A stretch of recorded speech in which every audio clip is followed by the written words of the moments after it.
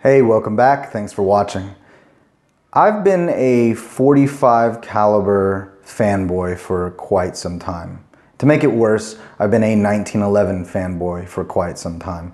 Ever since I was old enough to carry a handgun and conceal carry, the 1911, my Kimber Custom 2, has been on my hip.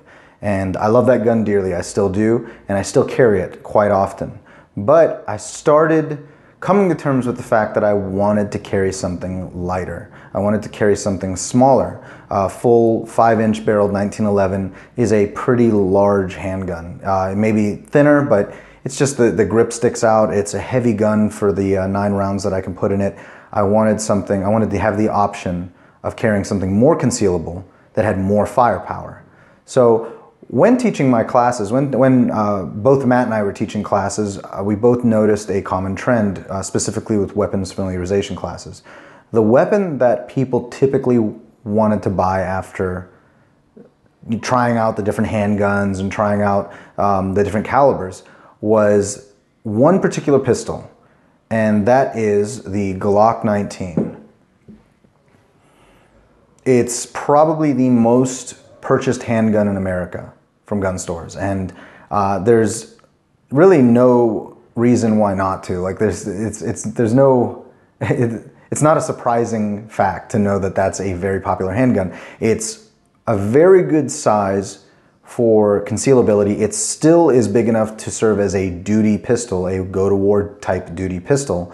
Accessories all fitted. It's accurate, reliable, and not that heavy, and carries 15+1 in, for capacity. So it's actually a very feature-packed handgun.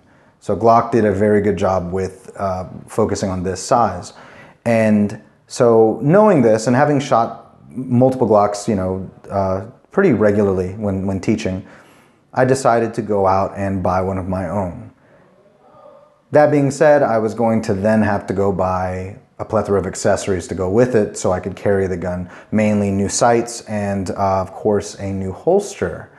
And I had been carrying my 1911 at that point in a Minotaur hybrid holster, which, if you don't know what that is, it's a mixture of leather and Kydex for an inside the waistband type holster. The base, the large base, is made out of leather, and then the actual portion that covers the handgun is made out of a Kydex plastic or something very similar. And I fell in love with that style of holster because the leather was very comfortable against the skin, but the Kydex made it so I could draw and reholster very quickly if I needed to holster quickly. And it retained the shape of the handgun even under the pressure of the belt. So I wanted to buy another one of those types of holsters, but Minotaur, when I bought that from Minotaur, it was a $65 holster, and it unfortunately got lost in a shoot that we did not too long ago. And so I was out of a holster for my 1911 and out of a holster for my Glock, my brand new Glock 19. And just to show you that the Glock is empty. So I Googled around and searched and found that there was this deal going on with a company called Alien Gear. And you could buy 2 inside the waistband holsters for pretty much what I paid for the Minotaur. And I couldn't pass that up. I read the reviews and they were absolutely stellar. So I ended up buying one of these, which is their Cloak Tuck 3 inside the waistband holster. It's an amazing holster. I really like it a lot. One main difference between it and the Minotaur is the backing material. It's made out of kind of this neoprene-type material. It's not leather, and it's very soft, so it's actually even softer than the leather I was using with Minotaur. And I don't know if it's moisture wicking or not, but I don't know. I've never had it collect moisture, so that might be true, that might not be true. I like how there's no hard points. There's nothing that rubs on you. The only thing that is metal that it doesn't even protrude, it's definitely flush, are these little rivets right there, where I guess where the belt loops screw into. I guess they're just screw bases, I guess. But you don't feel them on your body, which is awesome.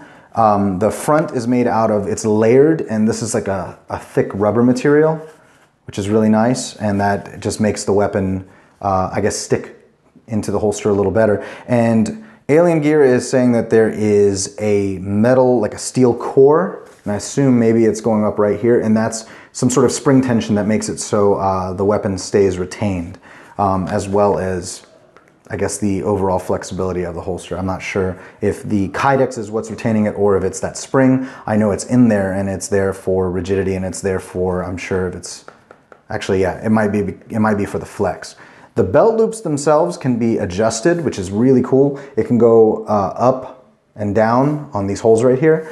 And I actually really like the design of these belt loops. I thought that I would want to replace them, so I ended up buying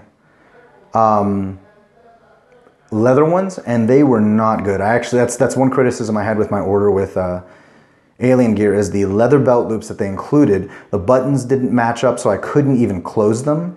And they look mismatched. They look like they weren't made in the same set.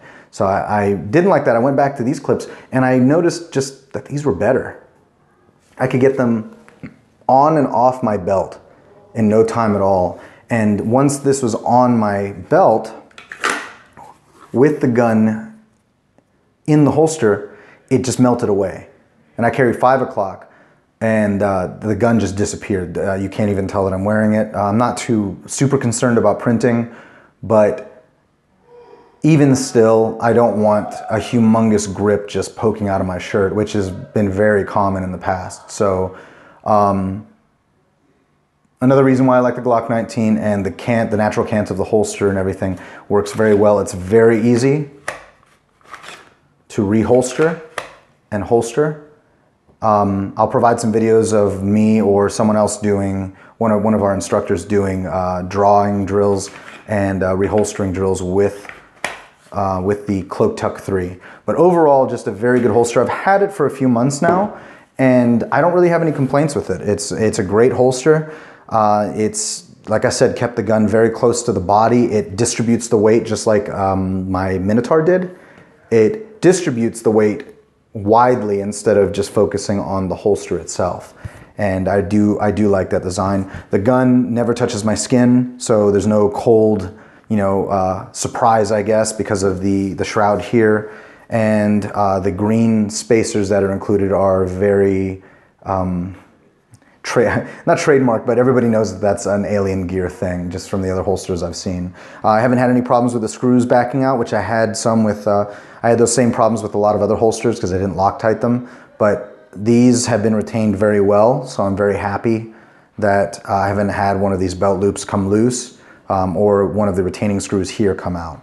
So Alien Gear did a really good job, and it comes with, I bought 2 holsters, one from a 1911, one for the Glock 19. Both holsters came with a plethora of extra hardware. So say I lost some screws, or I lost a washer.